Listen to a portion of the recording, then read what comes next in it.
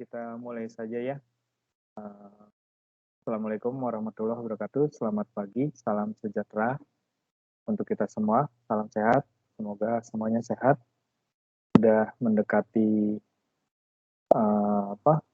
UAS ya, beberapa pekan lagi, 2 pekan lagi ya. Pekan depan adalah kuliah terakhir, pekan berikutnya sudah mulai periode UAS. Jadi semoga kita semuanya sehat sehingga pada saat UAS nanti kita bisa mengerjakannya dengan baik. Sebelum saya mulai, bisa tolong dikonfirmasi apakah share screen dan suara saya bisa terlihat dan terdengar? Saya, oke baik. Saya izin mematikan video saya ya.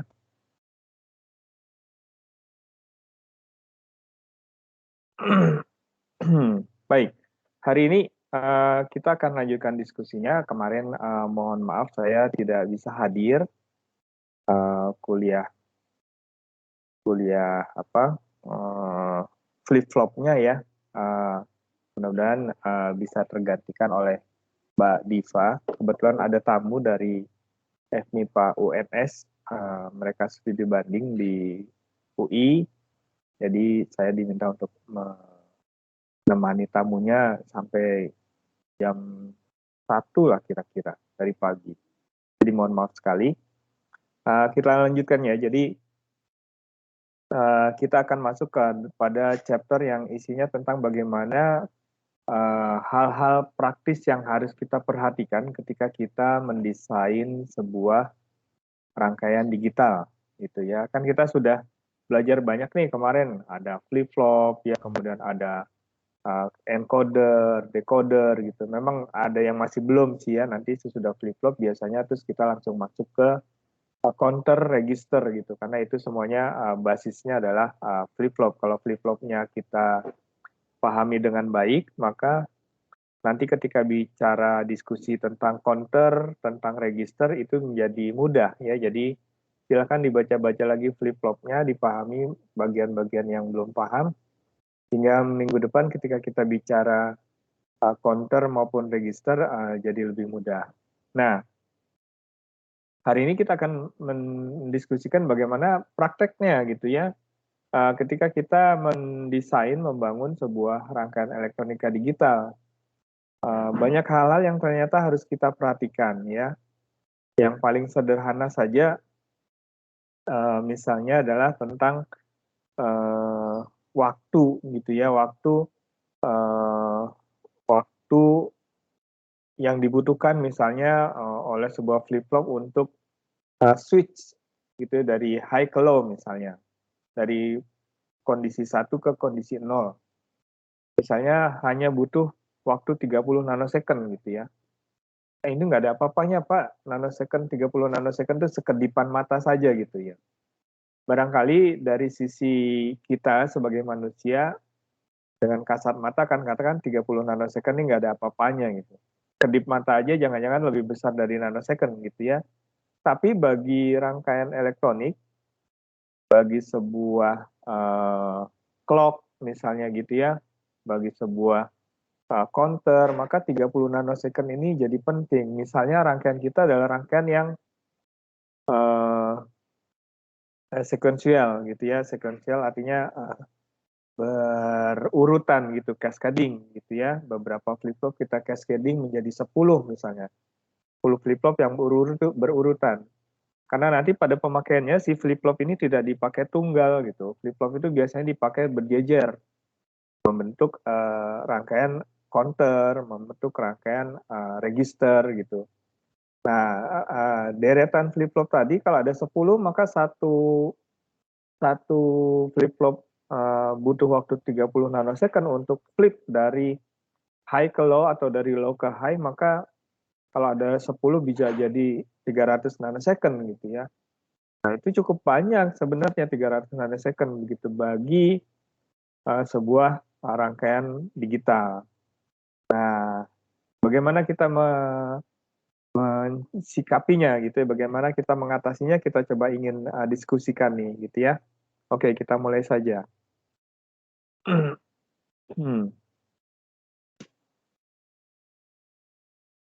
Bentar.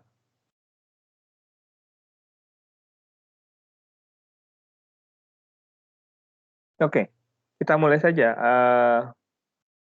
dengan apa yang disebut sebagai flip-flop time parameter. Jadi pada sebuah flip-flop ada parameter-parameter waktu yang harusnya kita perhatikan.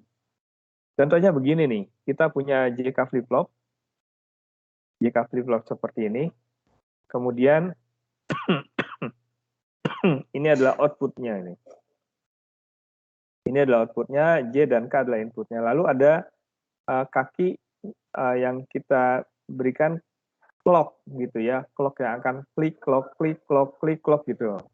Nah ini yang jadi clocknya. Terus ada bunderan nih, di depannya ada bunderan, itu berarti negatif edge trigger gitu ya. Artinya dia akan bereaksi ketika si clocknya itu berubah dari positif ke negatif, dari high ke low, seperti ini nih. Ini adalah time diagramnya si clock saya. Clock kita time diagram. Nah, dia akan bereaksi ketika ada di sini nih. Ketika dia berubah dari high ke low. Gitu, karena ada tanda bundar ini nih. Itu berarti negatif edge trigger. Kalau tidak ada bundarnya ya dia akan bereaksinya ketika ada di sini. Dari 0 ke 1. Tapi kalau ada bundarnya berarti dari 1 ke 0 seperti ini. Oke. Apa yang terjadi pada JK kita? Jika kita punya clock seperti ini, di sini, kemudian J-nya berbentuk pulsa seperti ini lalu K-nya 0. Nah, yang menarik adalah bagaimana output-nya gitu. Output-nya itu akan berubah di JK flip-flop. Terlepas dari kita tahu bagaimana bekerjanya JK flip-flop nih, sebenarnya akan didiskusikan bukan JK flip-flopnya, tapi bagaimana time parameter itu harus kita perhatikan pada sebuah flip-flop. Nah, kejadiannya adalah di daerah sini. Jadi si flip-flop kita itu akan bekerja ketika J-nya 1, dan clock-nya itu berubah dari 1 ke 0. Negative edge trigger di sini bilangnya. Kita sebutnya begitu, negative edge trigger. Ini gitu ya. Ketika dia berubah dari 1 ke 0. Nah, ketika dia berubah dari 1 ke 0, sementara si J-nya 1, maka output-nya berubah gitu. Berubah menjadi 1 misalnya. Nanti kalau desainnya lain lagi berubah menjadi toggle misalnya gitu, berubah toggle itu berarti 01 01 01 gitu. Atau berubah jadi 0, tergantung desainnya lah. Tapi yang akan saya tekankan sebenarnya adalah kondisi dia ini, si clock ini dengan si J-nya gitu.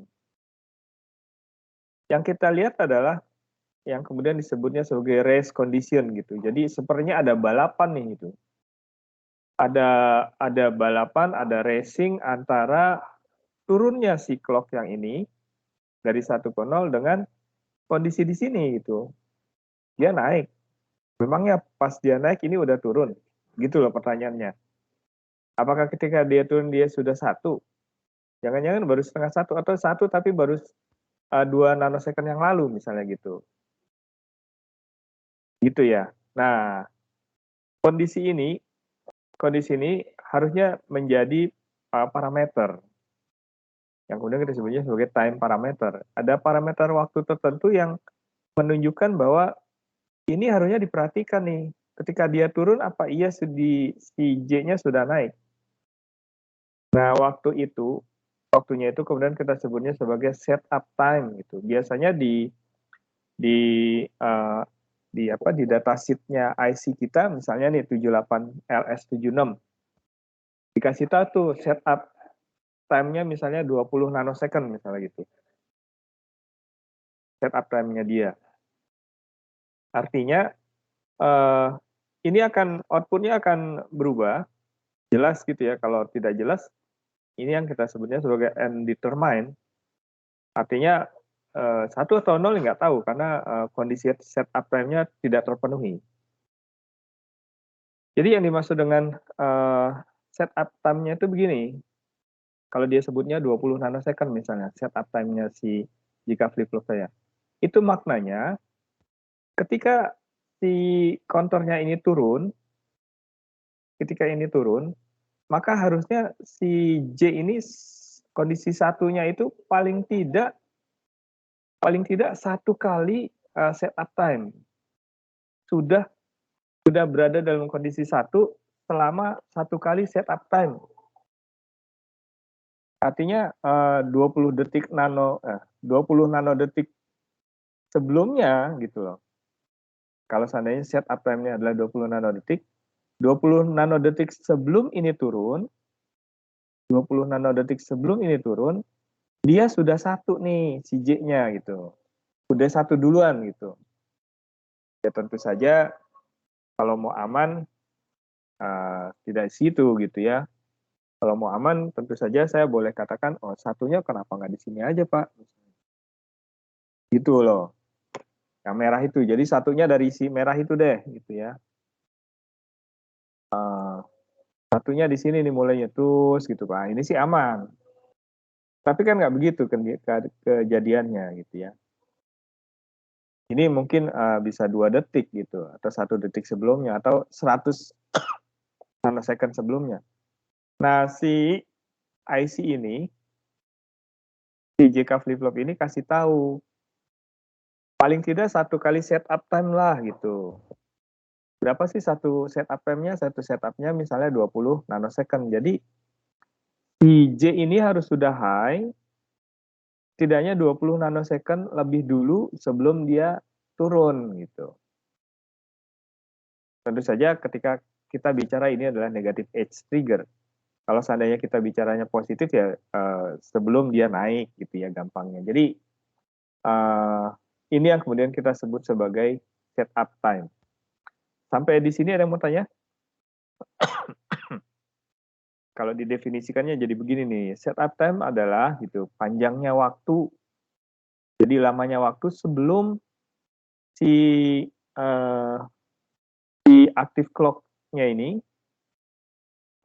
berubah gitu, berubah ada 20 nanosecond setup time-nya, berarti 20 nanosecond sebelum dia berubah, kondisi si flip flop sudah terdefinisi dengan jelas. Entah itu low, entah itu high. Gitu. Contohnya dikasih tahu di sini ya, setup time-nya 7486 adalah 20 nanosecond. Baik, sampai di sini yang mau tanya?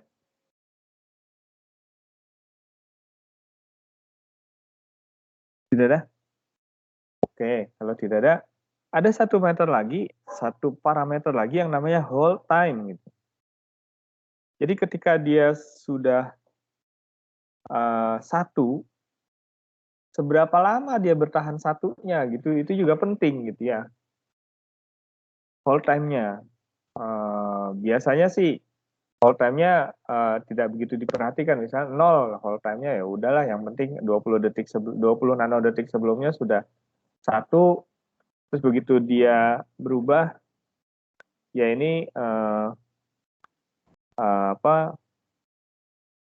hold time-nya tuh berarti satunya tuh nggak masalah waktunya berapa lama tuh, kadang-kadang gitu ketika kita bicara hold time, kadang-kadang ditulisnya 0 pada beberapa IC ya, tapi kalau disebutkan ada ya itu harus jadi pertimbangan juga.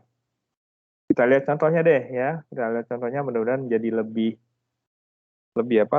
jelas. Oke, ini contohnya nih. Jadi saya punya ini gimana ngilanginnya sih gambar di atas ya. Hitam-hitam. Jadi contohnya begini, saya punya sebuah JK flip-flop didesain seperti ini. J dan K berasal dari satu sumber, berarti J dan K-nya sama, ini gitu ya clock-nya. Kemudian read-nya di sini set reset ini sebenarnya gitu ya, set resetnya. Ini, nah yang menjadi penentunya adalah clock-nya. Gitu. Clock-nya ada bunderannya, oh berarti negatif edge trigger. Output-nya akan berubah, key-nya misalnya akan berubah ketika dia si CP ini berubah dari 1 ke 0. CP-nya nih kasih tahu. Nah, dikasih tahu nih informasinya bahwa dia punya setup time-nya tuh 13 nanosecond untuk low. Untuk high-nya 10 nanosecond. Gitu ya. Hold-nya 0, udahlah nggak masalah hold-nya 0. Nah, kamu diminta untuk gambar bagaimana output key-nya gitu. Oke, kita lihat si J dan K-nya seperti ini. Kemudian kita lihat clock-nya. Clock-nya kan negative edge trigger nih. Maka output-nya itu akan berubah ketika dia berubah dari 1 ke 0 gitu. Ini misalnya nih. Ini nggak berubah. Dia nggak berubah walaupun di sini berubah semua gitu. Kenapa? Karena pada saat itu dia si clock-nya itu tidak dari 1 ke 0, tapi ini dari 0 ke 1. Oke, aman-aman saja. Nah, sampai di sini. Sampai di sini dia berubah tuh. Berubah dari 1 ke 0, maka output-nya harusnya berubah. Gitu ya, itu kerjanya si JK flip-flop. Output-nya berubah. Ini. Tapi tunggu dulu gitu ya. Tunggu dulu, cek dulu. Bagaimana dengan setup time-nya? Apakah satunya si J dan K itu sudah cukup lama di sini gitu. Sudah cukup lama ketika dia turun. Dicek, oh ini jaraknya. Oh ternyata 12 nanosecond, sementara setup time-nya untuk H itu berarti dari high ke low gitu ya, adalah 10 nanosecond. Sehingga aman gitu. Oh berarti nggak masalah nih ketika si clock-nya turun, dia sudah sudah lebih dari 10 nanosecond yang lalu high gitu. Begitu maknanya si setup time. Udah akhirnya outputnya cuk berubah. Sesudah itu tidak berubah lagi nih outputnya nih, walaupun dia berubah gitu. Kenapa Pak? Loh, kan dia negatif edge trigger. Berubah lagi di sini nih gitu. Ketika dia turun. Nah sampai di sini cek lagi gitu ya, ini adalah negatif edge trigger. Dicek tuh, apakah iya ketika itu J dan K-nya high? Iya Pak, high nih. Gitu. Ketika dia turun, dia sudah high. Tapi berapa lama? Ternyata hanya 8 nanodetik yang lalu. Hanya 8 nanodetik yang lalu. Gitu. Dia high-nya. Loh, kalau gitu berarti dia lebih kecil dari setup time. Setup time-nya 10 nanosecond. Sehingga si JK flip-flop kita tidak bisa mendefinisikan outputnya ini akan berubah atau tidak gitu. Jadi dia harus berubah atau hold gitu ya. Nah ini yang jadi masalah sebenarnya gitu. Ya ini, gitu ya. Ini yang jadi masalah karena si setup time-nya itu waktunya gitu ternyata lebih kecil dari setup time. Hal yang terjadi berikutnya juga seperti itu. Ini dia turun gitu ya.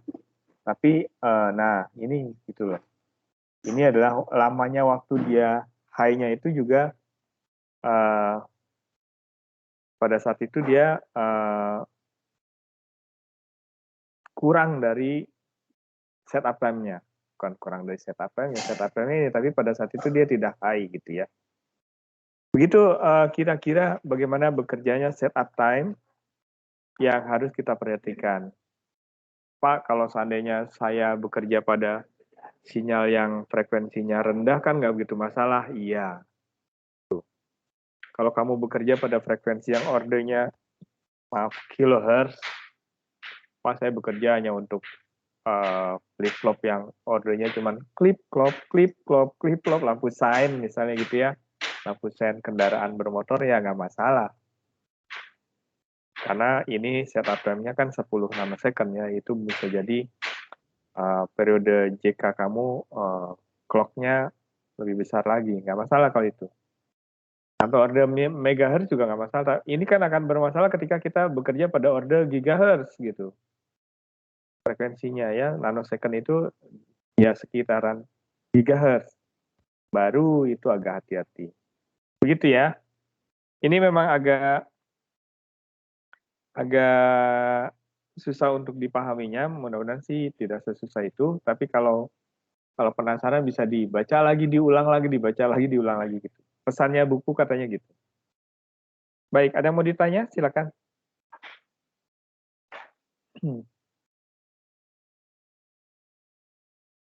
Tidak ada? Kalau tidak ada, saya lanjutkan.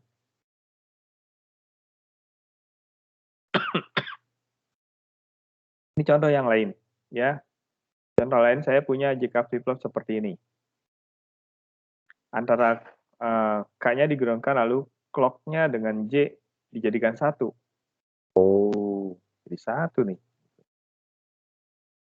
Kemudian ini positif edge trigger ya, karena tidak ada bunderannya gitu. Ini positif edge trigger, jadi outputnya itu kan berubah ketika clock-nya itu berubah dari 0 ke 1. Bukan dari 1 ke 0. Ini positif edge trigger. Pertanyaannya, dengan rangkaian seperti ini, lalu gambarnya seperti ini, sinyalnya, apakah outputnya akan toggle gitu? key-nya ini? Jawabannya tidak. Itu kenapa tidak? Sederhana sekali gitu. Kenapa tidak? Lihat ini. Lihat ini. Kondisi yang lain sudah memenuhi gitu ya. Iya kan, toggle. Tapi problemnya datang di sini nih, antara J dengan CP. J dengan CP itu berasal dari sumber yang sama, ya enggak? Ini kan sumbernya sama nih, satu clock. Maka bentuknya persis sama tuh. Bentuknya persis sama, maka itu kamu udah bisa tebak deh bahwa setup time-nya tidak terpenuhi gitu. Mereka sama kok. Harusnya Pak, ketika dia ingin high, ini sudah high duluan. Misalnya gitu. Kebalik ya. Ketika clock-nya akan high, si J-nya harusnya udah high duluan, setidaknya satu kali setup time gitu. Jadi maju dikit lah gitu ya. Jadi kalau saya gambar, setidaknya misalnya di sini gitu. Ya. Kalau seperti yang sekarang ya nggak akan berubah outputnya, akan begini saja terus. Karena ini tidak terpenuhinya setup time-nya tadi. Gitu ya. Kalau ini bisa langsung jawab. Lalu bagaimana solusinya? Geser dikit gitu. Siapa yang digeser? Clock-nya geser deh. Atau J-nya geser. Geser gitu ditahan dikit gitu, tahan sebentar. Kalau setup time-nya 20 nanosecond ya tahannya 30 nanosecond misalnya gitu. Ya ditahan sebentar. Yang ditahannya clock-nya. Oke, tahannya jadi seperti ini nih ditahannya. Ini kan yang tadi. Lalu saya pasangi ini. Saya pasangi ini kan OR ya. Dipasangi OR. Kalau OR dipasang seperti ini ya, 1 ya jadi 1, 0 ya jadi 0 gitu. Sama aja kan sebenarnya. Tapi karena harus melewati satu gerbang dulu, maka dia seperti delay gitu. Geser. Nah, ini gesernya nih. Mana? Oh, ini. Geser agak belakangan datangnya gitu. Ini kan udah datang duluan. J-nya. Nah, J-nya kan ngikutin clock-nya tuh ini.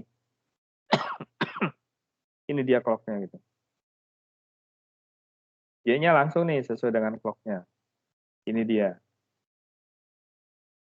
Nah, CP-nya, counternya, itu geser dikit. Delay. Selama ini gitu. Oh, kalau dia memberikan delay 15 nanosecond ya dapatnya segesernya 15 nanosecond. Nah, sekarang I-nya terpenuhi nih.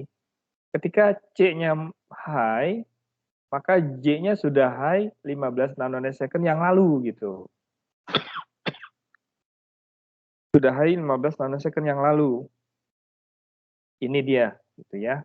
Sudah high 15 nanosecond yang lalu. Kalau seandainya 74109 ini setup time-nya 10 nanosecond, nggak masalah. Gitu. Karena dia sudah lebih besar dari satu kali setup time. Sehingga outputnya ada toggle seperti ini. Oke, begitu kira-kira bagaimana bekerjanya si setup time. Ada yang ingin ditanyakan? Sorry deh, saya tidak bisa lihat MS Team saya.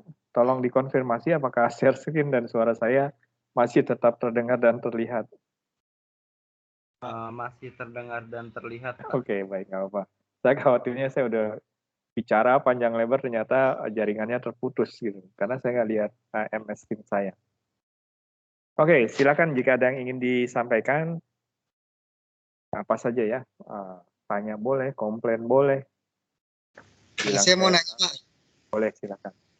Ini kan flip-flopnya dalam keadaan toggle ya, Pak. Seperti yang dilihat, Pak. Toggle gelap kan ini. Judi. Jadi gimana, Pak? Toggle, udah. Sorry, bercanda. Silakan. Kan key-nya itu dalam keadaan toggle. Yang saya lihat di sini kan seharusnya ada kondisi dia reset lagi ya, Pak. Tapi saya lihat di sini J-nya pas yang di reset pertama itu kan yang lembahnya turun, itu input resetnya dari mana Pak asalnya, Pak? Oke. Resetnya itu ada di ini sebenarnya si R dan D ini gitu. Set reset kan sebenarnya gitu. R dan D kan mewakili set reset gitu ya. Jadi kalau memang kita ingin mereset, ya pakai dia gitu. Kebetulan kan ini tidak berubah. Maka hasilnya output kita toggle terus gitu. Bukan Toggle. itu maksudnya, Pak. Oke, silakan. Sorry. Maksud saya yang ini, kan key-nya itu dari rendah naik, kemudian turun lagi kan. Nah, Ya, diturun yang di situ pertama itu kenapa bisa turun, sedangkan kan input K-nya itu dibuat low. Oh, apakah dari input K-nya ini ya, Pak? Soalnya kalau ini berarti K-nya selalu aktif ya. Oh iya, K-nya itu memang low di sini, tapi ada ini nih. Nah, Oh iya di situ ya. Iya, ada bundar ini itu maknanya dia negatif edge gitu ya. Artinya dibalik ya. Jadi walaupun ini ground, akhirnya K itu dapat 1, jadi selalu aktif, benar kan? Oh iya. Jadi dapat Pak. Jadi itu yang menyebabkan bisa kondisi toggle ya. Iya, toggle. Toggle maksudnya itu. Baik, terima kasih Pak. Iya, toggle tuh kesannya itu loh, judi toto itu loh. Oke, ada lagi yang mau tanya? Terjawab ya, mudah-mudahan ya, karena ini ada bundaran kecil-kecil nih. Baik, kita lihat contoh yang lain ya. Nah, ini ada satu IC yang memfasilitasi untuk delay itu gitu ya. Tadi kalau saya butuh delay nih, ada tuh IC yang memang dipakai untuk delay. Delaynya ya gitu tadi, 5, 10, 15, 20 nanosecond gitu ya. Nggak terasa lah oleh mata kita, tapi bagi gerbang digital itu bermanfaat. Ini delaynya gitu ya. Nanti kita bisa pakai tuh. Yang mana terserah, yang 5, 10, 15, 20 tergantung kebutuhannya. Saya lupa jenis IC-nya nomornya berapa ya, nggak masalah. Tapi ada IC untuk delay. Atau setidaknya kalau kita kesulitannya pakai aja gerbang OR gitu ya. Itu udah mendelay dia. Gitu ya. Oke. Ini nih contohnya pakai delay-nya. Jadi saya punya clock. Tadi kan langsung tuh. Clock-nya langsung ke J dan counter-nya. C-nya gitu ya. Karena saya pasangin delay, maka C-nya delay sebentar. Delay-nya 20 nanosecond. Samalah seperti dipasangi OR tadi gitu ya. Jadi geser nih gitu. C-nya itu geser sebanyak 20 nanosecond. Karena kita masuki dulu ke IC delay tadi. Nah, ketika dia sudah geser, maka kita bisa katakan, oh, J-nya sudah 20 nanodetik yang lalu gitu. Kan bacanya gitu ya. Ketika si C-nya high, J-nya itu sudah high 20 nanosecond yang lalu. Kalau satu setup time-nya adalah 10 detik, maka aman, dia bisa toggle. Output-nya ada maksud saya. Gitu ya. Output-nya ada.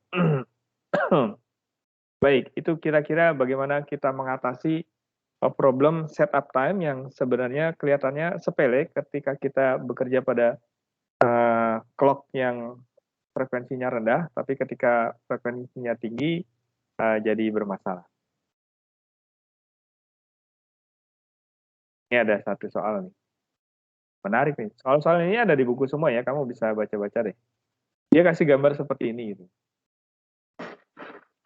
Kasih gambar seperti ini, kemudian kamu dikasih gambar input seperti ini yang hitam gitu ya. Kasih input yang hitam, pertanyaannya adalah suruh gambar outputnya, key-nya. Nah, ini kan delay Pak, ya delaynya 10 nanosecond gitu. Delaynya 10 nanosecond, berarti C-nya datang belakangan gitu ya.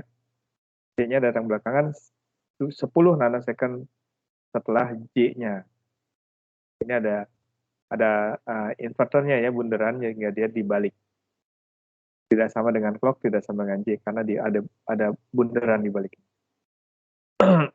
Nah, karena dia 10 nanosecond, sementara setup time-nya dikasih tahu, setup time-nya itu adalah 20 nanosecond. Kurang Pak gitu ya. Karena kurang ya akhirnya outputnya tidak bisa didefinisikan. Gitu ya. Tidak bisa didefinisikan karena lebih kecil daripada setup time-nya. Solusinya gimana? Solusinya pindah aja nih, geser ke 20 gitu. Atau 30 kalau mau aman nih, karena setup time-nya 20 nanosecond. Pindah aja ke 30 delay-nya. Gitu ya, itu solusinya. Baik, kalau tidak ada yang tanya, kita pindah ke materi yang lain, hal-hal praktikal yang harus kita pertimbangkan ketika kita mendesain rangkaian digital. Ada yang mau ditanya sebelum kita pindah topiknya? Saya ini sih Pak cukup penasaran tentang kondisi undeterminate ini.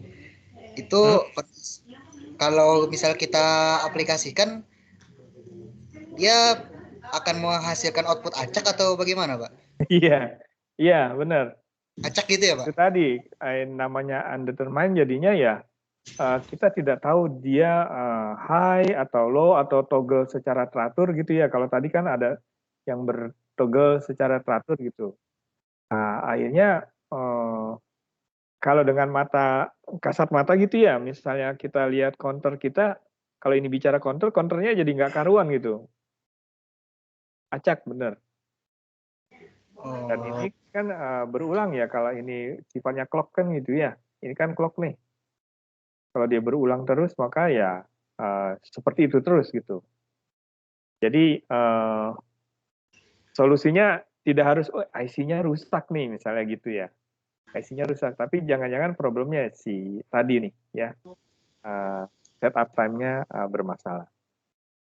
Begitu kira-kira. Baik, terima kasih Pak. Ya. Oke, kita lanjutkan ya.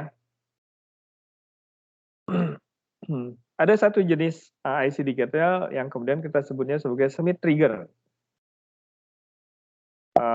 Smith trigger ceritanya begini. Ya, awalnya nih problemnya gini. Misalnya saya punya sebuah input gitu ya. Sebuah input yang apa ya, yang bentuknya noisy begitu. Penuh noise gitu ya. Penuh noise seperti ini. Nggak bagus deh. Gitu ya. Entah itu karena solderannya, entah karena itu interferensi gelombang elektromagnetik dari luar, entah itu karena pemasangnya kurang rapi gitu ya, banyak problemnya gitu. Noisy gitu ya, noisy. Lalu sinyal noise ini saya masukkan ke inverter biasa. Satunya lagi saya bandingkan, saya masukkan ke inverter yang metodenya Smith trigger. Gitu ya, kemudian kita sebutnya Smith inverter misalnya. Sama-sama inverter nih gitu. Sama-sama inverter tapi yang satu gerbang logika biasa, yang satu gerbang logika berbasis Smith trigger. Bayang ya. Jadi sama-sama inverter deh gitu. Cuman yang satu biasa, satu Smith trigger. Lalu beda hasilnya seperti apa? Seperti gambar ini. Kita lihat ya. Jadi ini yang biasa dulu nih. 7404 gitu. Ini yang Smith trigger yang 7414 yang ini. Yang biasa dulu. Inverter ya. Si inverter dia tuh ini apa? Seperti namanya inverter kan. Inverter itu berarti membalik ya. Membaliknya kapan dia membaliknya gitu. Kapan dia dianggap logika 0, kapan dianggap logika 1 kan begitu. Ada batasannya. Ada batasannya. Ini aja di tengah ini. Yang kemudian kita sebutnya sebagai switching threshold gitu. Ini batasnya nih. Pokoknya lebih dari ini dianggap 1, lebih kurang dari ini dianggap 0 gitu. Di batas garis biru ini. Ya sudah. Kalau gitu saya inputnya ini tadi noisy tadi.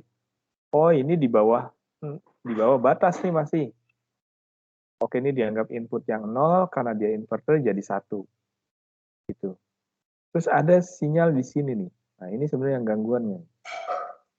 Ada sinyal di sini, naik terus turun lagi.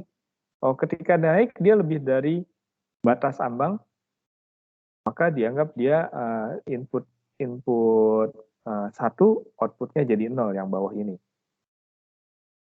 Outputnya jadi 0. Inverter, gitu ya. Terus dia ada lagi di sini, yang bawah. Karena dia lebih kecil dari batasnya, maka inputnya dianggap 0. Low, gitu. Outputnya jadi high. Terus dia naik lagi di atas batas, high terus, sampai di sini, maka outputnya low terus. Ketemu lagi yang seperti tadi nih, gitu, di sini. Ketemu lagi seperti tadi, dapat ini. Terus dari sini udah aman. Intuisi kamu, ya, intuisi kamu kan akan bilang begini, bahwa terlepas dari kita sudah tahu tentang Smith trigger atau belum, ya, intuisi kamu kan akan bilang outputnya kan harusnya begini, Pak. Outputnya kan harusnya yang merah gini. Iya kan? Intuisi kita akan katakan begitulah, gitu. Feeling kita, gitu. Feeling kita, terlepas dari kita sudah belajar Smith trigger atau belum, kita akan katakan outputnya harusnya begini nih, gitu. Tapi kenyataannya tidak ini. Nah, bayangkan kalau ini masuk ke bagian ini ya, masuk ke tadi jika flip-flop misalnya. Toggle lah dia gitu, outputnya. Padahal bukan itu yang kita mau. Nah, bandingkan dengan yang keluar dari Smith trigger, inverter. Jadi, si Smith trigger itu punya dua batas. Batas atas dan batas bawah. Gitu. Batas atas dan batas bawah. Kapan dia di atas itu, kapan di bawah itu. Jadi, ketika dia inputnya seperti ini, selama dia masih berada di bawah dia, batas atasnya gitu ya, maka outputnya dianggap lebih rendah. Inputnya dianggap 0 gitu. Selama yang hitam ini masih di bawah batas atas, maka inputnya dianggap low. Sehingga outputnya akan high seperti ini. Walaupun ini naik turun nih gitu. Nah, begitu dia lebih besar dari batas atas, maka inputnya dianggap 1, outputnya 0. Nah, ada satu saat seperti ini, seperti yang tadi tuh, bahwa dia lebih kecil dari batas bawah. Sorry, bagi Smith trigger, ketika dia sudah low, maka sekarang yang dipakai adalah yang ini, batasnya gitu. Jadi seperti window komparator waktu dulu belajar elektronika 1, mudah-mudahan masih ingat ya, ada window komparator ya. Komparator yang tegangan referensinya itu berbentuk window gitu, atas dan bawah. Jadi ketika dia sudah berubah outputnya menjadi high seperti ini, sekarang referensinya bukan yang ini lagi, referensinya adalah yang ini gitu. Jadi ketika dia begini, dia tidak berubah outputnya karena batasnya sekarang yang ini. Aman dia. Terus aman, ini juga masih aman di sini. Nah, ketika dia ada di sini melewati batas yang bawah, baru dia berubah. Nah, kembali lagi ketika dia berubah di sini, maka batasnya sekarang adalah yang ini, referensinya, bukan yang bawah. Sehingga ketika saya punya input yang melewati batas yang bawah tadi, dianggap tidak melewati batas, karena sekarang batasnya adalah yang ini. Sehingga outputnya tetap anteng aja begini. Nah, ini kan lebih aman, gitu loh, ya. Lebih bagus, itu ya, si Smith trigger daripada inverter biasa. Tentu saja, kita tidak butuh Smith trigger kalau seandainya kita tidak punya input yang seperti ini, gitu ya. Tidak ada noise seperti ini, sehingga saya tidak butuh tuh Smith trigger, gitu ya. Kalau seandainya kamu noisy seperti ini, baru kita butuh Smith trigger. Baik, sampai di sini ada yang mau tanya?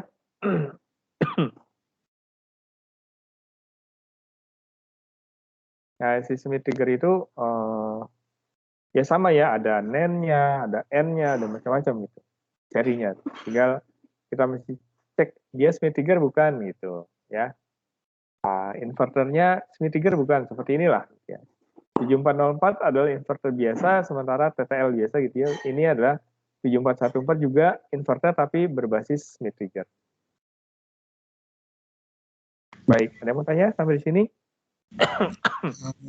Saya bukan nanya sih Pak, cuman apa ya, kayak pernah baca aja gitu Pak. Smith trigger itu kalau nggak salah buatnya pakai op-amp bukan sih Pak? Ya, kalau boleh saya katakan sebenarnya saya barangkali terlewat ya. Ada satu bab yang mesti kita diskusikan bagaimana teknologi IC digital itu dibuat gitu ya. Perasaan kita terlewat ada subbab sendiri, judulnya family apa gitu. Saya sudah ada PowerPoint-nya tapi nggak sempat masuk kelasnya. Nanti saya coba buat narasinya deh. PowerPoint-nya udah ada. Jadi ada teknologi yang namanya TTL gitu, transistor logic gitu ya.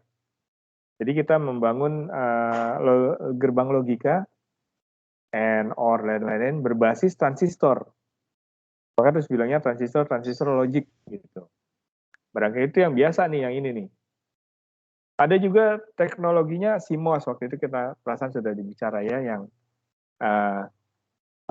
metal oxide semiconductor gitu ya. Nah, itu teknologi beda lagi. Ada yang berbasis FET, MOSFET gitu ya, field effect transistor. Jadi transistor kalau tadi TTL, transistor logic itu transistor biasa bipolar waktu kita belajar LX1. Kalau FET, field effect transistor, berarti transistor yang berbasis field effect, efek medan gitu ya. Jadi on off-nya itu bukan karena pembawa muatan, tapi medan yang diberikan untuk membolehkan dan tidak membolehkan muatan lewat gitu. Itu beda teknologinya dan relatif lebih aman misalnya yang FET ya. Nah, berkaitan dengan itu si Smith trigger memang akhirnya bisa jadi dibangun oleh sebuah op-amp gitu.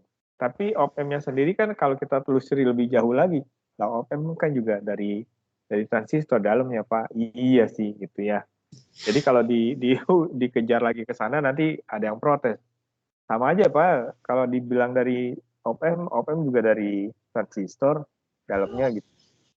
Barangkali yang mesti dibedakan adalah desainnya gitu. Desain bahwa saya punya 2 referensi sekarang. Sementara yang tadi hanya punya 1 referensi saja. Nah, 2 referensi ini sebenarnya yang, nah ini loh, ada satu daerah di sini nih, di antara atas dan bawah, itu sebenarnya yang coba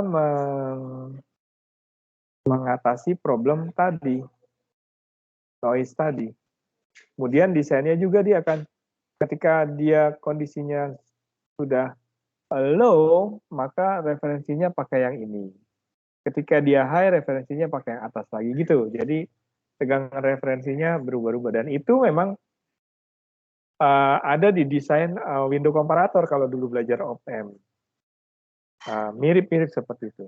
Jadi saya jawabnya ya iya dan tidak gitu ya. Kalau mau dibilang Smith trigger itu teknologinya dari op-amp, saya katakan ya boleh saja dikatakan gitu. Begitu, mudah-mudahan menjawab. Baik, terima kasih Pak. Oke, saya lanjutkan ya. Nah, ini lebih detailnya lagi nih ya. Jadi kalau saya cek nih gitu ya, sebuah IC inverter Smith trigger. Lalu saya pasangi voltmeter di input, saya pasangi voltmeter di output gitu. Lalu saya rubah-rubah tegangan inputnya dari 0 sampai 5 volt.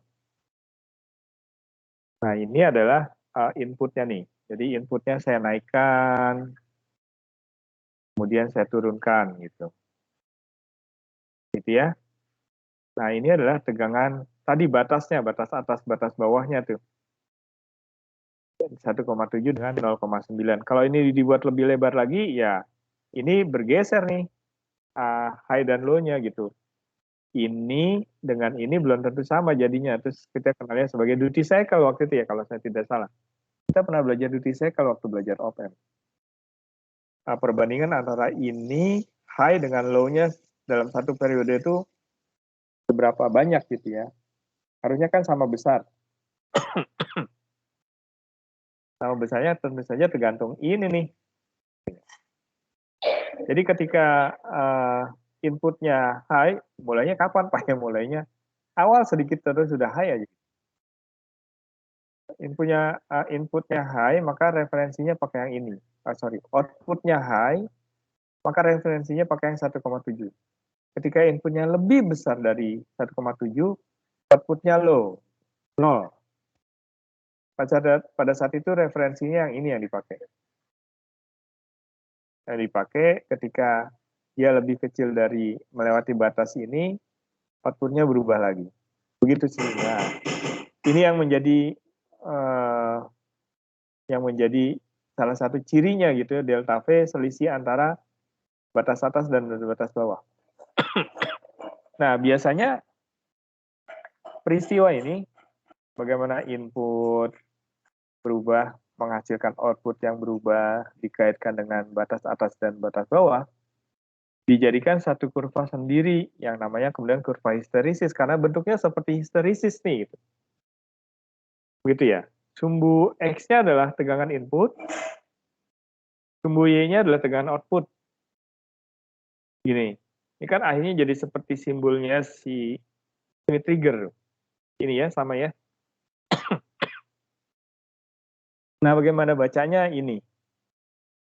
Jadi ketika inputnya nih, gitu ya, inputnya ini adalah outputnya. Ketika inputnya, mana bacanya? Ketika inputnya misalnya ini, ketika inputnya adalah 0 sampai 1,7 volt, ya. Inputnya nih, nggak digambar nih inputnya. Gambarnya dari sini malah, ya, dari atas ke bawah. Itu benar ya, nggak terbalik. Nah, ketika inputnya di sini lebih kecil dari batasnya dia, gitu ya, maka outputnya adalah high. Gitu. Ketika inputnya di sini, ya, outputnya adalah high. Terus, nah pada suatu saat si inputnya itu lebih besar dari 1,7 ini. Jadi lebih besar dari ini. Jadi ini kurvanya ketika inputnya lebih besar dari lebih kecil dulu, sorry. Ketika inputnya lebih kecil dari 1,7 yang ini, maka outputnya 1 high. Jadi saya gambarnya yang ini. Lalu ketika inputnya lebih besar dari 1,7, outputnya low, gitu ya. Dia langsung turun. Cuk. Terus sampai lebih besar dari 1,7 berarti inputnya yang ini gitu. Terus sampai sini balik lagi dia. Terus balik ini nih, ini adalah titik ini. Bayang ya. Jadi dia jalannya gini, turun ke sini, balik lagi, naik terus ke sini. Ini jalannya dia naik, turun gitu. Nah, ketika dia ada di sini, titiknya sebenarnya ini. Terus inputnya turun terus. Turun sampai dia satu saat melewati 0,9. Inputnya turun terus sampai satu saat dia melewati 0,9. Outputnya langsung naik, truk. Dia langsung naik ke atas. Kemudian dia turun lagi, tetap naik, dia ada di sini. Begitu kira-kira memahami kurva histeresis pada sebuah Smith trigger ini yang sebenarnya berasal dari dua kurva ini. Nah, ini menjadi ciri khasnya sebuah Smith trigger. Silakan kalau ada yang ingin ditanyakan. Saya ada sedikit pertanyaan, Pak. Ya. Terkait nilai threshold-nya itu yang positif dan negatifnya. Kan di sini 1,7 dan 0,9 ya. Itu bisa nggak sih Pak kita atur misalkan lebih rendah gitu Pak? Misal di threshold positifnya itu kita atur minus 3 volt dan yang negatifnya itu minus 4 volt, kan itu tetap lebih tinggi minus 3 volt kan ya Pak? Bisa nggak Iya. Pak di atas? Soalnya tujuannya kira-kira tujuannya ini sih Pak, untuk membuat gelombang sinusoidal misalkan yang dia kan thresholdnya kita atur 5 volt min 5 volt plus 5 volt naik turun gitu sinusoidal. Jadi nanti dihasilkan gelombang kotak yang mana sinyal rendahnya tuh jauh lebih pendek dibanding sinyal tingginya. Bisa nggak Pak diatur gitu Pak? Iya, baik ya. Jadi secara teknis saya belum punya informasi tentang itu, tapi intuisi saya, feeling saya akan katakan harusnya bisa gitu. Ya bahwa ini diatur. Seperti yang saya sampaikan, batas atas, batas bawah itu akan menentukan panjang ini dengan panjang ini, seperti yang barusan teman mau bilang ya. Pak, saya ingin mendesain bahwa panjang yang positif, panjang yang logika 1 itu sedikit saja dibandingkan panjang yang logika 0 gitu. Gitu ya. Jadi pengennya mendesain seperti itu misalnya. Kalau kita bicara duty cycle, waktu itu duty cycle. Jadi teman-teman akan bikin begini nih, misalnya ya. Boleh saya gambar ulang. Misalnya begitu pengennya. Bisa jadi di teman yang lain, Pak, enggak, saya maunya begini ya, Pak. Nah, gitu pengennya. Bisa jadi outputnya beda gitu. Antara ini dengan ini kan beda. Ini satunya lebih lama, sementara ini satunya lebih pendek dibandingkan dengan lawannya gitu ya. Dibandingkan dengan ini gitu. Nah, itu yang kemudian kita sebutnya sebagai duty cycle. Ini gitu, bandingkan dengan totalnya. Nah, lamanya ini atau yang ini kan tergantung pada selisih kedua ini. Gitu ya. Tergantung pada 1,7 dan 0,9. Bayangkan kalau ini saya turunkan gitu.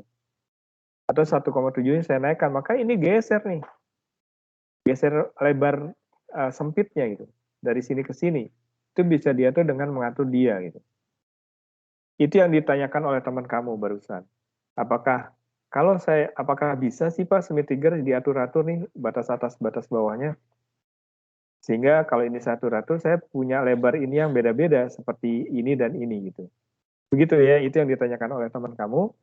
Bayangkan kalau yang diberikan adalah sinus gitu. Keluarnya akan kotak juga. Keluarnya juga akan kotak dengan ini dan ini yang bisa jadi beda-beda tergantung kita mendesain ini. Perkara tadi minus 5 sampai 5 volt, boleh saja ya kita pakai logikanya. Tapi kan biasanya logika itu gerbang digital itu 0 sampai 5 volt ya. Tidak minus 5 sampai 5. Nggak apa-apa, tapi terlepas dari itu, feeling saya harusnya bisa. Cuman saya mesti cek dulu nih di contohnya ya, kita bisa cek datasheet ini di Jumat 14, ada nggak sih fasilitas untuk menentukan besarnya batas ini? Kalau ada berarti bisa gitu. Jangan-jangan ada gitu. Makanya saya nggak berani jawab, bisa nggak diatur gitu tadi pertanyaannya kan. Bisa nggak nih Pak diatur?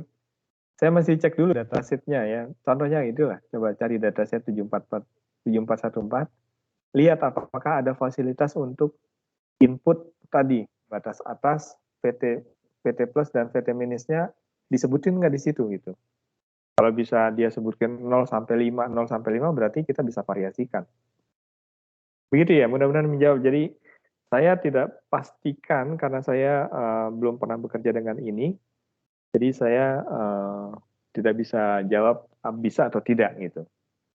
Tapi menurut saya bisa peluangnya karena ini banyak dikerjakan orang nih. Ini mengatur lebar pulsa ini banyak dipakai untuk mengontrol daya listrik gitu. Yang kemudian kita sebutnya sebagai PWM, Pulse Width Modulation gitu ya. Tentu saja pulsa yang ini akan menghasilkan daya yang kecil sehingga putaran kipas angin misalnya lebih pelan dibandingkan dengan yang ini. Ini akan dayanya lebih besar, putaran kipas angin misalnya kalau ini adalah kipas angin, lebih cepat muternya. Mudah-mudahan menjawab, saya nggak bisa bilang bisa atau tidak. Feeling saya katakan bisa, tapi kita mesti cek di datasheet-nya ya. Ada lagi?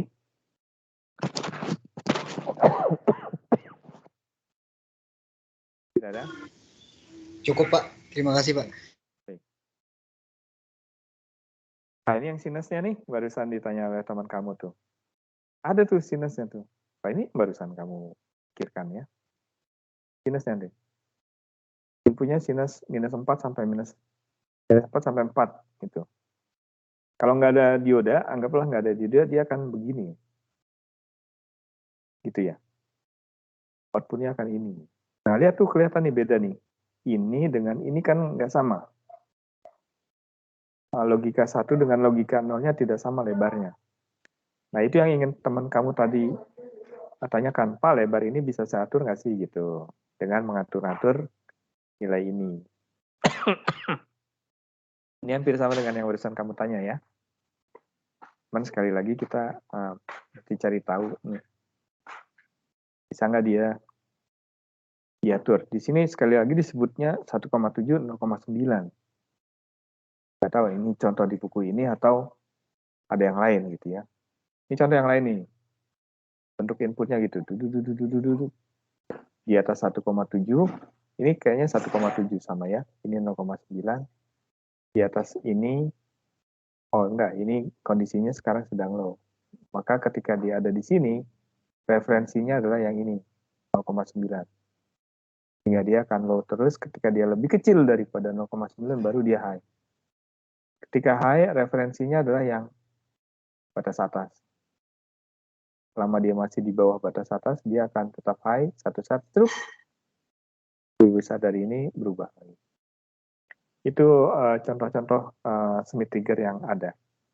Mudah-mudahan menambah pemahamannya ya tentang Smith trigger. Ada yang mau tanya? Belum saya lanjutkan. Izin bertanya Pak, ini yang mengenai Smith trigger yang sebelah kanan nih ya. Itu kan batas atas mau bawahnya kan terbalik kan Pak. Yang high-nya itu yang agak turun, yang low-nya itu yang ke atas tuh ya Pak. Nah, kenapa ya batas low-nya itu bukan di 2.0 Bu, tetapi yang di antara 1,6 sampai 2.0 volt yang V-in ya? Ini ya. Iya. Ini batas atasnya. Maksudnya nggak di 1,2. Oke. Jadi ini kira-kira 1,7 ya. 7 ya. Yang ini batas atasnya 1,7, ini 0,9. Nah, itu yang saya jadi penasaran, jangan-jangan si 7414 itu batas atasnya memang sudah fix 1,7 dan 0,9 gitu. Ini sama dengan ini. Ya. Sama. Ya. Ini juga 7414. Yang tadi juga begitu.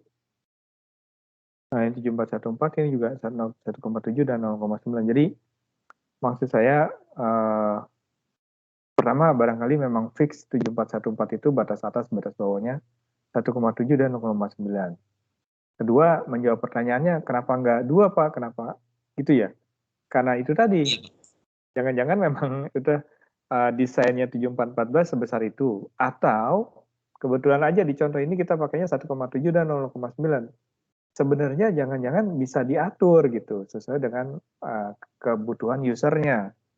Saya maunya 1,6 dengan 0,8 Pak misalnya. Jangan-jangan ada dua titik di 7414 yang bisa mengatur besarnya tegangan referensi. Kita mesti cek sama-sama deh di datasheet-nya, di buku mungkin ada ya. Benar nggak sih 7414 itu batas atas dan bawahnya fix senilai ini, atau kita bisa rubah-rubah. Begitu ya, mudah-mudahan menjawab. Ya, baik Pak. Mungkin saya baca. Ada lagi mau tanya? Kalau tidak ada, saya lanjutkan. Oh, ini contoh lagi deh. Udah, nanti kamu bisa baca deh ya. Nah, ini tadi yang berkaitan dengan duty cycle tuh. Ya. Duty cycle. Jadi saya punya, sekarang NAND nih. NAND with trigger. Ya. Tapi gerbangnya NAND. Nah, ini yang disebut dengan duty cycle. Perbandingan antara batas atas. Perbandingan antara output yang high dibandingkan dengan totalnya gitu. Jadi kalau ini duty cycle-nya itu adalah perbandingan lamanya ini dengan panjangnya dari sini sampai sini waktunya gitu. Dari sini satu gelombang penuh lah, dari sini sampai sini dibandingkan dengan ini. Time high dengan time high terus time low, total kan berarti time high terus time low. Jadi kalau sama besarnya ini dengan yang bawah, high dengan low-nya sama, maka duty cycle-nya itu bisa dibilang 50% gitu. Di contoh ini nih, ini lebih banyak kan? Ini lebih banyak daripada dia gitu. Berarti lebih dari 50%, dihitung-hitung katanya 72,2%. Sekali lagi, tegangan batas atas batas bawahnya ini. Bagaimana bentuknya jadi seperti ini, kamu sudah bisa lah tadi bentuknya ini ya. Ini inputnya nih yang gigi gergaji, ini outputnya. Nah ini duty cycle-nya, ingin coba ditambahkan informasi tentang duty cycle. Baik, ada yang mau ditanya sampai di sini? Sepertinya contohnya Smith trigger sudah cukup banyaknya, nanti bisa dilihat lagi di buku, dibaca-baca di bukunya ada. Saya ambil dari buku kok ini. Ini contoh yang lain, kamu diminta untuk menggambar ininya. Wow, bagus juga nih jadi soal apa UAS nih. Nah, di contoh ini malah sekarang 2,4 dan 1,6 nih. Makin penasaran saya jadinya ya. Jangan-jangan batas atas batas bawah beda-beda atau malah bisa dirubah gitu. Ini ya, sekarang 1,6 dan 2,4. Bukan lagi 1,7 dan 0,9. Nanti dicek deh ya, saya nggak berani beri jawaban. Saya lihat aja keadaannya, ternyata sekarang bisa diganti nih. Gitu ya. Nah, kamu diminta dari gambar ini disuruh gambar fungsi transfernya, si histeresisnya. Sumbu X-nya ada V out, sumbu Y-nya ada V in. Tadi sudah kelihatan ya bagaimana cara bekerjanya. Yang paling gampang kamu kasih batasnya dulu di V in-nya, tik 2 titik ini nih. 1,6 dan 2,4. Itu berkaitan dengan batas ini tadi. Kemudian outputnya 0,4 sampai 4,2, bisa juga 0 dan 5 volt misalnya gitu ya di sini. Baru digambar dan bentuknya harus histeresis ya, tidak yang lain. Oke, nanti dicoba lagi bagaimana bisa dapatkan gambar ini, tadi sudah kita diskusikan. Oke, contoh yang lain saja. Biar kamu mahir, harapan saya kamu coba ini dapat gambarnya dari mana ya? Atau ini kamu tutup dari gambar ini, gambar ulang histerisnya. Persis nggak dapat seperti ini gitu. Kalau persis berarti kamu udah bisa. Oke, problem yang lain pada saat kita mendesain sebuah rangkaian elektronika digital, tadi sudah setup time, sudah Smith trigger, switch debouncing gitu, debounce ya. Jadi sekarang kita akan diskusi tentang debounce, bouncing gitu. Bounce itu apa ya, ajurut-ajurutan gitu. Ini nih bouncing nih. Kalau kamu naik mobil terus lewat jenglengan gitu ya, jenglengannya sekali gitu ya. Terus si mobilnya shock absorbernya tidak bagus, jadi per aja gitu, sehingga mobil kita ajur-ajuran naik turun terus gitu, lama-lama kan begini, habis gitu. Ya ini terjadi pada sinyal digital ketika kita punya switching, misalnya ini ya, SPST single pole single throw gitu. Jadi saya punya saklar seperti ini. Saklar ini mekanik gitu ya, saklarnya mekanik. Jadi begitu dibuka terus ditutup. Tutup tuh harusnya kan dari sini terus langsung 0 gitu ya. Ternyata tidak langsung 0 tapi bonceng seperti itu gitu. Maunya kita kan begitu ditutup ya tutup langsung gini. Harusnya kan begitu ya maunya ya. Yang merah itu. Tapi kenyataannya tidak, karena dia mekanik, ada ini nih. Nah ini kalau masuk ke sebuah JK flip-flop sebagai clock, kan jadi clock. Itu loh. Iya enggak? Waduh, konyol banget nih kalau begini. Harusnya kan sekali aja begitu. Outputnya tuh harusnya lurus aja gitu. Gara-gara ada ini, seperti jika flip-flop kita ditoggle gitu. Sehingga akhirnya ada output seperti ini. Harusnya tidak. Outputnya harusnya tidak seperti itu. Outputnya tuh harusnya ini sama, outputnya terus turun, terus ya terus aja 0. Terus gitu harusnya merah itu ya outputnya. Harusnya begini, lurus aja. Tapi gara-gara ada ini, karena si saklar tadi yang kita sebutnya sebagai bouncing gitu ya. Lalu sinyal digital kita jadi seperti ini, outputnya jadi ada gitu. Nah, ini kan nggak benar ya. Ini nggak benar. Nah, ini harus kita atasi nih. Bagaimana mengatasi debouncing, bouncing tadi. Jangan dikira kamu menyalakan saklar cetek gitu ya. Saklarnya cuma on off sekali saja. Jangan-jangan begini gitu saklar kamu. Nah, itu problemnya dan kita mengatasinya dengan Smith trigger tadi gitu. Sorry, bukan Smith trigger, tapi kita pasangi ini. Jadi saklar tadi sama, kalau tanpa kapasitor, ya tadi ada bouncing ya. Nah sekarang saya pasangi kapasitor ini. Saya pasangi kapasitor, maka bentuknya jadi seperti ini. Nah ini kan harusnya bouncing nih, gitu, sorry. Tapi saya pakai Smith trigger. Oh hebatnya Smith trigger ini.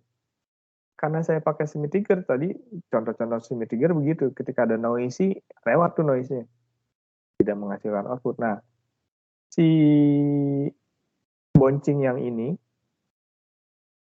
ternyata berada di bawah atau mungkin di atas dari tegangan referensinya, gitu ya. Sehingga outputnya tidak berubah seperti ini. Sesuai dengan yang kita harapkan, kan harapannya begitu. Buka, tutup, buka lagi gitu.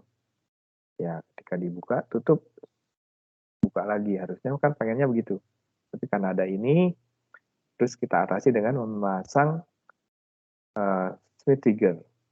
Pasang Smith trigger, maka bisa diatasi bouncing ini, outputnya jadi rata. Gitu ya. Itulah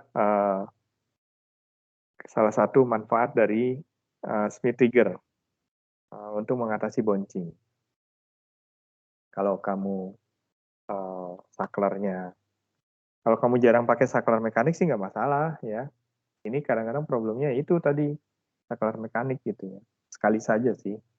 Ini kan sekali itu udah gitu. Tapi ya tetap aja harus kita atasi ya. Baik, sampai di sini ada yang mau tanya?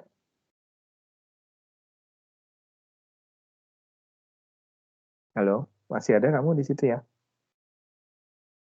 Masih Bang. Iya, bisa saya udah ini udah mendekati makan siang, jangan-jangan sudah sibuk dengan sotomi. Di depan rumah saya juga ada tukang es krimnya itu lewat.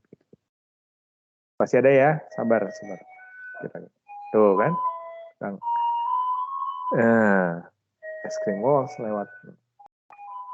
Baik ya, jadi bouncing problem, tapi bisa kita atasi dengan Smith trigger. Hebat ya Smith trigger ya. Bagaimana mengatasinya? Ilustrasinya seperti ini. Oke, kalau tidak ada saya lanjutkan. Bisa juga kita pakai set reset flip flop, katanya gitu ya. Ini adalah sebuah set reset flip flop, ini bouncing. Kalau tadi saklarnya adalah single pole, single throw, maka sekarang kita saklarnya adalah single pole, double throw gitu. Jadi satu single pro. Jadi bilangnya gimana ya? Kalau tadi kan SPST gitu ya.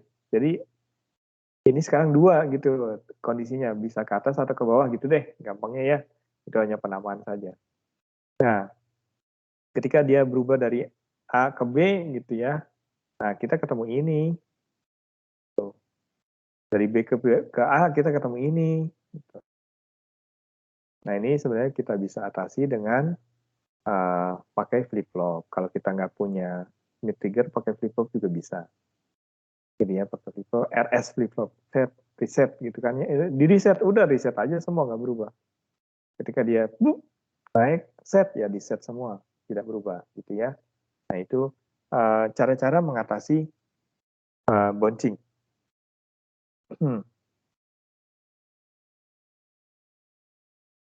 Oke. Setup time sudah, bouncing sudah, Smith trigger sudah, ada juga kita kenal apa yang namanya optocoupler. Optocoupler ini biasanya dipakai untuk menghubungkan satu dan yang lain rangkaian gitu ya, satu rangkaian dengan rangkaian lain dihubungkan, tapi mereka tidak terkoneksi seperti gambar ini. Saya punya satu rangkaian gerbang ini 7408, misalnya inputnya ini gitu ya, gerbang N, 5 volt dong, gitu ya, 5 volt karena dia digital. Saya ingin jadikan outputnya 25 volt. Misalnya saya ingin dia mengakses PLC misalnya gitu. PLC itu kan programmable logic controller gitu ya. Itu biasanya dipakai di industri, di perusahaan-perusahaan dipakai untuk mengontrol bekerjanya peralatan di industri. Namanya programmable logic controller. Ya logik aja gitu ya, buka tutup, ini buka, ini tutup, ini buka, ini tutup, gitulah di industri kan gitu saja, on off saja. Tapi mereka pakainya 24 volt. Harusnya kuat gitu. Sementara gerbang logika yang kita punya 5 volt. Kita desainnya kan didesainnya gerbang logika. Setelah dijadi baru kita umpankan ke PLC gitu untuk menjalankan relay misalnya. Nah, relay itu kebanyakan kan 24 volt, harus kuat gitu ya. Nah, bagaimana memindahkannya, bagaimana menghubungannya, kita pakai apa yang namanya optocoupler. Ini dia nih. Optocoupler ya jadi mengkopling dua bagian gitu, kiri dan kanan dalam hal ini. Jadi antara ini sumber, jadi optocoupler itu kan terdiri dari sumber cahaya dan penerimanya gitu. Sumber cahayanya itu LED, menghasilkan cahaya infrared misalnya, yang menerimanya fototransistor.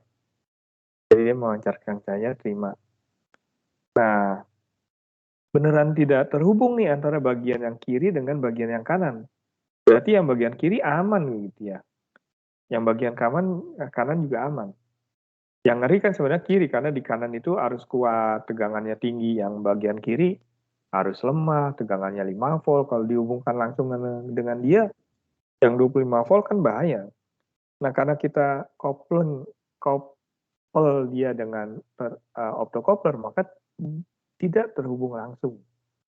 Benar-benar terpisah, sehingga aman nih rangkaiannya. Nah, bentuk fisiknya seperti ini. Di tengah-tengahnya gitu ya, ini ada contohnya misalnya dipakai si thermocouple, optocoupler untuk mengukur kecepatan putaran, misalnya bisa juga ya, boleh seperti ini, putar nih. Tapi ya lebih sering untuk ini, namanya saja optocoupler, mengkopling gitu ya, menghubungkan dua bagian secara optik, akhirnya aman tuh. Dari kedua-duanya saling tidak berhubungan, aman, tapi data bisa terkirim gitu ya. Baik, ada yang mau tanya tentang optocoupler?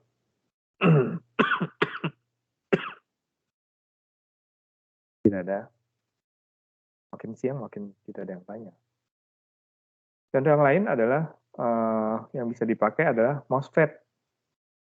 Ini juga nanti bisa dibaca-baca ya. Saya punya gerbang-gerbang logika misalnya gitu, saya sudah desain gerbang logika misalnya untuk naik turun lift misalnya gitu ya. Ini dipencet, sana dipencet, siapa yang duluan gitu. Itu kan gerbang logika saja.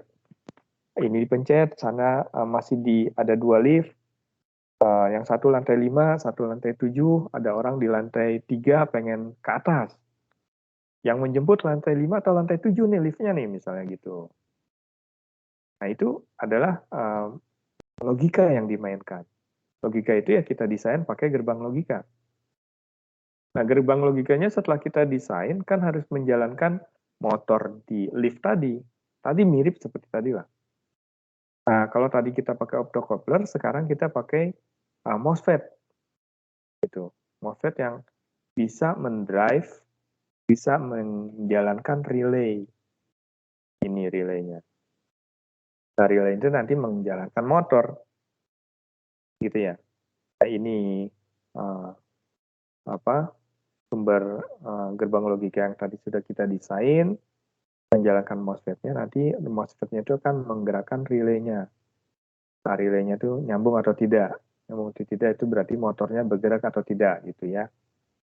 Kalau itu lift ya liftnya naik atau turun atau diam saja misalnya gitu. Nah, ini biasa dipakai juga nih si MOSFET nih. Keuntungannya ya sebenarnya MOSFET juga bisa dijadikan saklar ya, tapi dia kan saklar yang tidak mekanik. Kalau tidak mekanik ya relatif lebih awet gitu ya, tidak bunyi, tidak cetek gitu kan. Kalau mekanik kan begitu, relay, saklar gitu. Kalau MOSFET ya nggak ada suaranya, terus relatif lebih awet gitu. Nah itu contoh lagi bagaimana ketika saya harus menghubungkan rangkaian-rangkaian digital saya dengan dunia luar gitu ya. Tadi pakai optocopper, sekarang bisa pakai MOSFET yang mendrive relay. Ini contoh-contoh aja nih. Ya. Ini contoh lain, kita punya apa? Deteksi temperatur misalnya ya. Ini gerbang kita. Jadi saya ingin mendeteksi temperatur, misalnya temperaturnya di set satu tertentu, nggak tahu berapa lah, misalnya 80 derajat ya, atau 90 derajat Celcius gitu, di set di sini. Kemudian ini adalah sensor temperatur kita. Sensor temperatur kita yang mendeteksi misalnya ruangan, atau pemanas misalnya, atau oven kue nastar kita misalnya gitu ya. Set pasang 90 derajat, dia deteksi kalau masih di bawah itu, maka dia diperintahkan untuk menjalankan mesin misalnya. Kalau udah lebih dari 90 derajat, si sensornya mendeteksi, maka dia ngasih tahu outputnya. Ini adalah sebuah komparator. LM339 itu komparator, nanti dicek lagi deh bagaimana bekerjanya komparator itu. Dulu waktu belajar op-amp udah didiskusikan, komparator salah satu rangkaian op-amp yang mudah untuk dipahami dan banyak dipakai. Nah hasilnya ini akan dibandingkan, hasilnya ini nanti akan menjalankan alarm misalnya, bunyi gitu ya alarmnya. Oh temperaturnya sudah 90 derajat misalnya, seperti itu. Atau kebalikannya, kalau dibalik kita bisa set dia untuk misalnya menjalankan pemanas misalnya gitu, atau menjalankan pendingin, terserah, itu adalah kebutuhannya gitu ya, sesuai kebutuhannya. Dalam contoh ini menjalankan alarm saja ya, bahwa temperaturnya sudah melebihi batas. Itu contoh lagi, cerita saja ya, bagaimana si komparator bisa berhubungan dengan gerbang-gerbang logika ini tadi. Jadi ada peluang ya kamu menghubungkan antara analog dengan digital. Jangan merasa digital hebat sendiri misalnya gitu ya, atau merasa analog paling tangguh misalnya gitu. Dua-duanya ternyata bisa saling berkolaborasi nih seperti rangkaian ini. Baik, ada yang mau tanya sampai di sini? Pak, saya izin bertanya, Pak. Ya. Tapi saya mau bertanya mengenai slide sebelumnya, boleh nggak, Pak? Boleh. Ini? Nah, ya, yang ada relay ini. Nah, sebenarnya saya bingung, Pak. Kan kalau misalnya relay kayak gini, berarti kan nanti ada tegangan yang dari bawah, itu yang dari gate 74 HCT itu, dan terus ada tegangan VCC ya, Pak, yang di atas relaynya. Ini. Nah, nanti kedua tegangan itu tuh kayak berkontradiksi gitu, nggak sih, Pak? Antara tegangan yang di bawah sama tegangan yang dari atas VCC ke bawah itu. Oh ya, baik. Jadi ini seperti melihat transistor sebenarnya, si MOSFET ini. Cuman sekarang dia punya, kalau transistor kan kita punya basis, kolektor, emitor ya. Di sini basis, di bawahnya biasanya emitor, atasnya kolektor. Nah kita punya ini gate, ini source, ini drain gitu. Kalau MOSFET. Kayaknya kita nggak diskusikan waktu itu MOSFET ya, waktu belajar LX1. Nggak sempat, biasanya emang tuh sayang banget. Karena tadinya harusnya belajar nih. Nah ini gate, source, drain. Hampir sama fungsinya seperti basis, emitor, kolektor. Jadi si gate ini butuh sinyal untuk mendrive dia gitu. Untuk menjalankan MOSFET-nya saturasi atau cut off. On atau off saja deh gitu. Ada arus mengalir dari atas ke bawah atau tidak. Arus yang dari 24 volt ini turun terus ke bawah sini. Ke sini nggak Pak? Tidak. Gitu. Ya tidak. Jadi tidak akan disentuh-sentuh ini dia oleh si MOSFET. Gitu ya. Jadi pertanyaan mungkin menjawab Nggak ada tuh Pak arus balik ke sana, tidak saya boleh katakan ya, karena gate itu mendrive dia, memerintahkan dia untuk buka tutup saja gitu. Buka tutup sehingga arus bisa mengalir dari drain ke source atau tidak. Atau dengan kata lain arus yang dari 24 volt ini bisa lewat terus sampai bawah atau tidak. Ketika arusnya bisa lewat, maka relay ini bekerja kan gitu. Relay ini bekerja, ini tertutup jadi kontak, motornya nyala. Ketika dia bilang tidak boleh bekerja, maka ini tidak ada arus mengalir di sini dari drain ke source. Ini relaynya berhenti bekerja, saklarnya di sini terbuka, motornya mati. Begitu kira-kira. Justru ini boleh dikatakan memutus hubungan antara digital dengan si relay 24 volt, si MOSFET-nya. Justru aman gitu. Data sampai, informasi sampai, tapi tidak saling terganggu keduanya. Begitu mudah-mudahan menjawab. Oh begitu Pak. Terus sama saya mau nanya ini Pak, di depan relay itu kan ada dioda IN4002 ya Pak. Nah fungsi diodanya itu sebagai apa Pak? Nah, mudah-mudahan dulu waktu belajar fisika dasar pasti ingat tuh waktu belajar induktor, induktansi.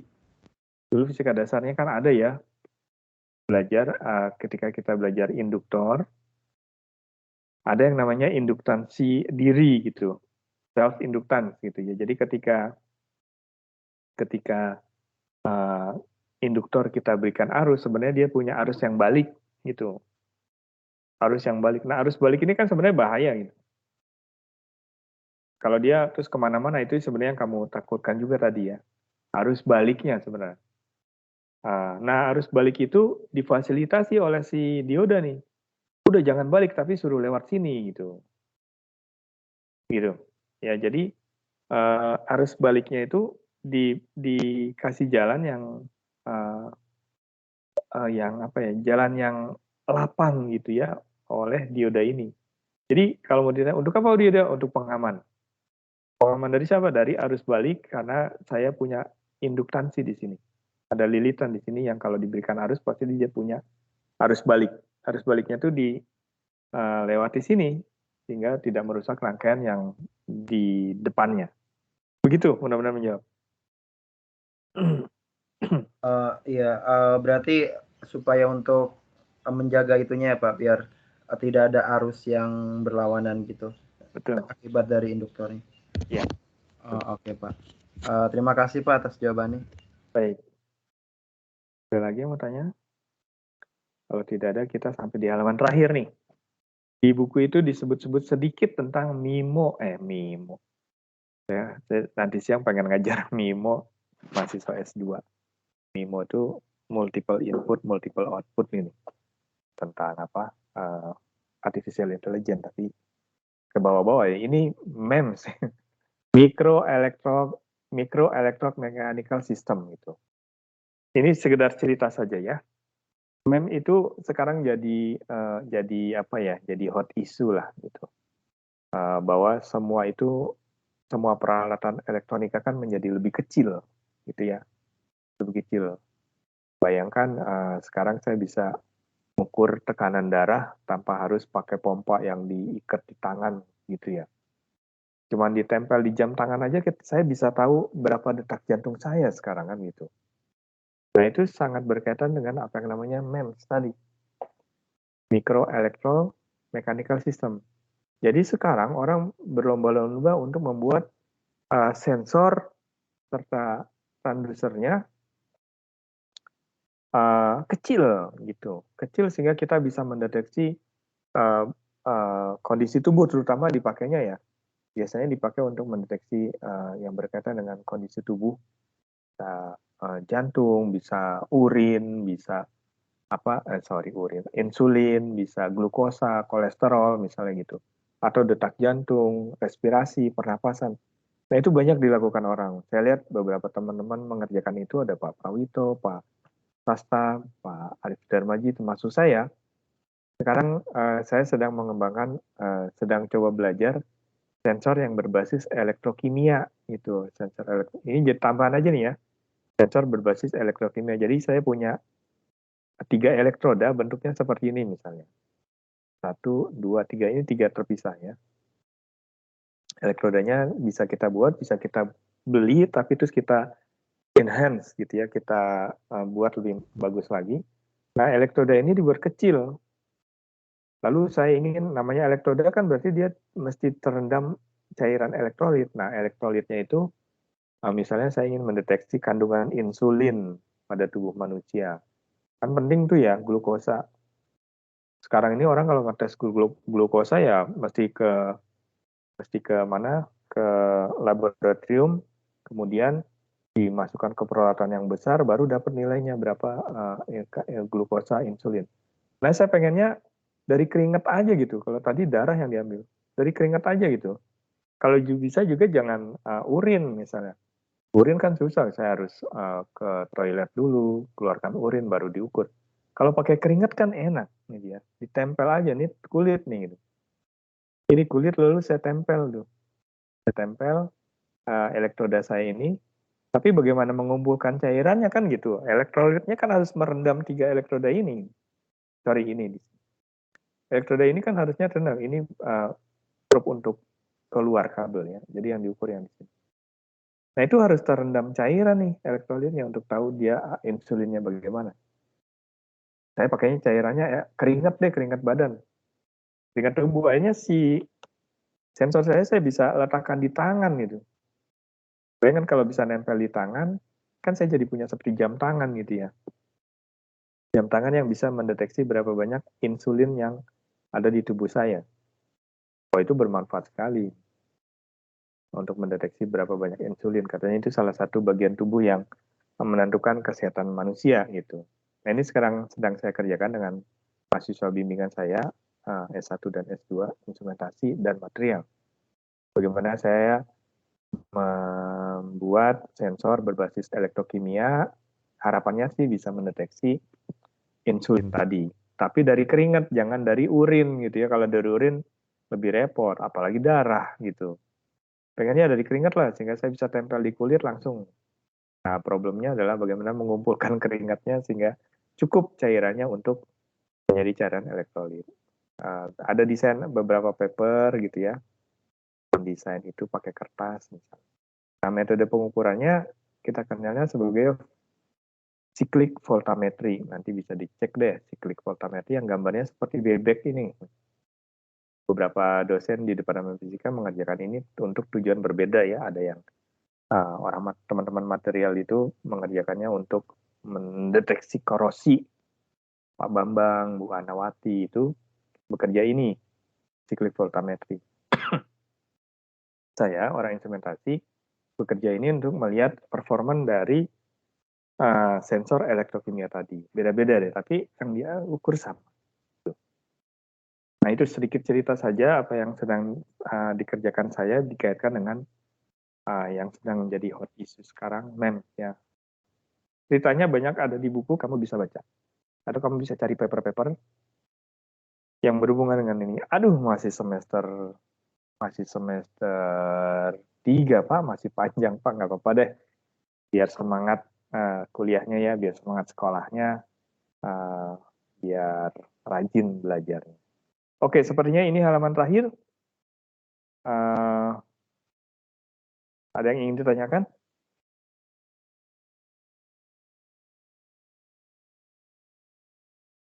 Tidak ada? Cukup, Pak. Cukup ya? Oke, kalau gitu saya cukupkan. Ahmad Basir udah bilang cukup, berarti ya udahlah cukup deh. Maksudnya ini Pak, udah jelas banget. Belum ada pertanyaan. Karena cukup udah capek ya. Oke, kalau gitu kita cukupkan sesuai dengan saran Ahmad Basir tadi, kuliah kita hari ini. Hari ini kita sudah lihat bagaimana hal-hal yang harus kita perhatikan ketika kita mendesain rangkaian elektronika digital. Ada setup time, waktu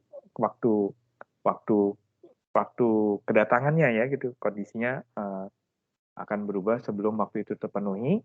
Kemudian kita kenal tadi juga ada bouncing, bagaimana mengatasinya.